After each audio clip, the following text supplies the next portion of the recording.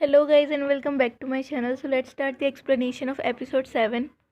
तो यहाँ पे जो प्रेसिडेंट है वो कहता है अपनी प्रोड्यूसर से कि है ना मुझे यहाँ पर नहीं रहना, क्योंकि अब यहाँ पे उसकी लड़ाई चल रही होती है। तो वो कहता है कि मुझे यहाँ पे नहीं रहना और आधे महीने में कम से कम टाइम में 15 डेज़ के अंदर अंदर मुझे घर खाली करना है। तो उसकी प्रोड्यूसर कहती है कि ठीक है सर। और यहाँ पर हमें दिखाते हैं कि हमारी ईवा भी बहुत ज़्यादा गुस्से में थी और वो ड्रिंक तो कर नहीं सकती, क्योंकि अगर उसकी कैलोरीज बढ़ेंगी तो वो मोटी हो जाएगी, इसीलिए वो पानी पी के अपना गुस्सा शांत करती है और वो जो है शॉपिंग चली जाती है ताकि उसको थोड़ा मन बच सके। शॉपिंग के बाद जब वो आती है लिफ्ट में तो उसके पास बहुत सारे बैग होते हैं। तो क्या करता है, तभी जो है जैसी लिफ्ट बंद होने वाली होती है तो जो प्रेसिडेंट का असिस्टेंट है वो हाथ करता है और रुकने के लिए बोलता है उनको।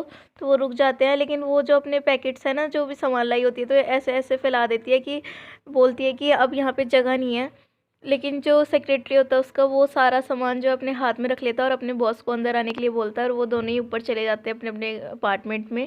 यहाँ पर प्रेसिडेंट को बहुत सारे इवेंट पे जाने के ऑफर आ रहे होते हैं, बट वो जाता नहीं सिवाय जैसन वांग के। तो जैसन वांग के इवेंट के लिए वो मान जाता है। तो उसकी प्रोड्यूसर बताती है कि आपका जो है ना, क्या बोलते हैं कि आपको उसके साथ कपल बन के जाना पड़ेगा, आपको उसके साथ होके जाना पड़ेगा।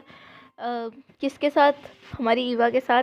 और फिर वो कहता है ठीक है मैं मैनेज कर लूँगा। और फिर वो जाती है ईवा के पास प्रोड्यूसर और कहती है कि आपको जैसन वांग ने बुलाया है। तो वो बहुत ज़्यादा ऑलरेडी खुश होती है। तो जैसे ही वो बोलती है ना कि आपको उसके साथ कपल बन के जाना होगा, तो वो थोड़ा मुंह डुबा के अपना ऐसे बोलती है कि ठीक है मैं मैनेज कर लूँगी, जैसे तैसे कैसे भी मैं कर ही लूँगी, है ना। सो नेक्स्ट सीन में दिखाते हैं कि तो यहाँ पर ये बहुत ज़्यादा एक्सेस होती है, क्योंकि इसको बहुत ज़्यादा स्लिम लगना था, क्योंकि वहाँ पे सब लोग आते हैं। तो इसको सबको अट्रैक्ट करना था ताकि आगे भी इसको मतलब अच्छा अटेंशन मिले। तो फिर तो यहाँ पर जो प्रोड्यूसर वो प्रेसिडेंट, तो वो उसको देखता है कि वो तैयार हो गई और वो बहुत अच्छी लग रही थी, क्योंकि बहुत ज़्यादा स्लिम ड्रिम हो गई थी वो। तो वो कहती है चलें, वो कहता है ठीक है चलो। और बैठती है तो उसको पेट में गुडर गुडर होने लगती है। तो वो कहता है कि तुमने खाना नहीं खाया क्या? फिर उसने तो काफ़ी दिनों से खाना नहीं खाया क्योंकि उसको स्लिम लगना था। तो वो बोलती है तुम अपने काम से काम रखो, मेरे मामले इंटरफेयर मत करो। तो नेक्स्ट सीन में पार्टी का होता है, जहाँ पर रूबिका की सब फोटोज़ क्लिक कर रहे होते हैं, लेकिन उसके ईवा के आते ही सब उसको अटेंशन देना बंद हो जाता है और ईवा के आसपास घूमने लगती है। और ईवा तो वैसे भी उसके क्लोज थी, मतलब उसके साथ ही घूम रही थी प्रेसिडेंट के। तो वो और ज़्यादा अच्छा एक्ट करती है ताकि सब जो है इसको अटेंशन दे।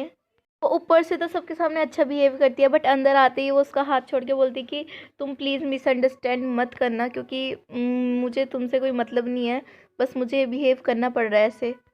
तो वहाँ से जो है ये जाने लगता है प्रेसिडेंट। तो वो ईवा पीछे से बोलते कि मैं सच में तुम्हें पहले पसंद किया करती थी, बट इन सब चीज़ों का अब कोई वैल्यू नहीं है, कोई बात नहीं है, इसीलिए। तो अब ये उसको बोल के वहाँ से जाने लगती है, लेकिन उसको चक्कर आने लगते हैं क्योंकि उसने तो कुछ खाया ही नहीं है, उसका पेट दुखने लगता है। तो वो जैसे तैसे उसको संभालता है।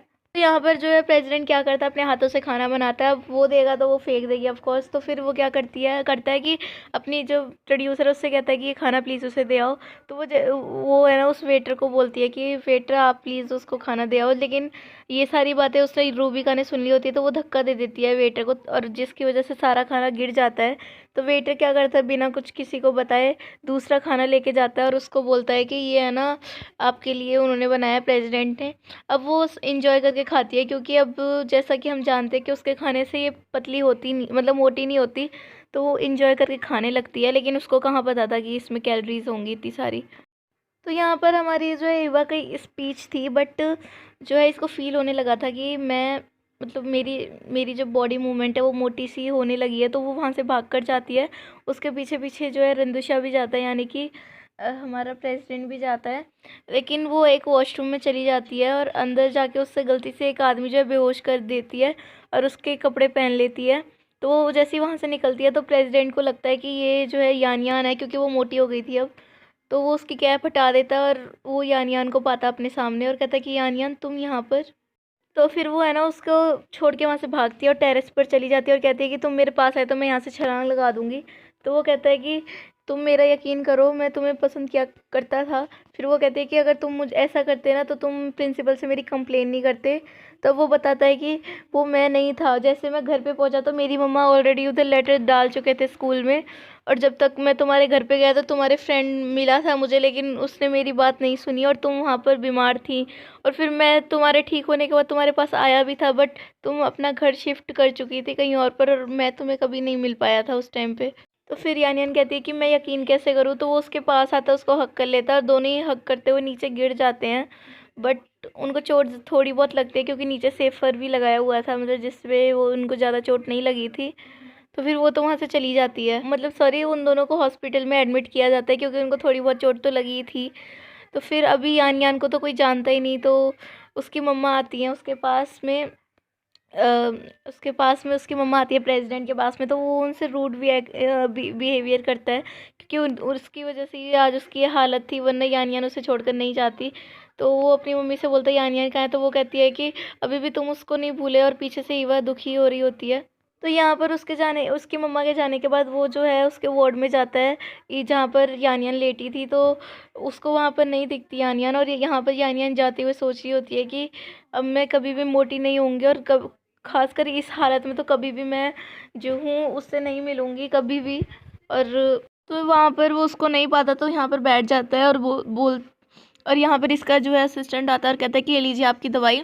तो वो जैसी दवाई खाता है तो उसको है ना टेस्ट आने लगता है, यानी कि एक हग से उसको टेस्ट आने लगता है। वो सारे हॉस्पिटल में हल्ला कर देता है कि मेरे को टेस्ट आ रहा है।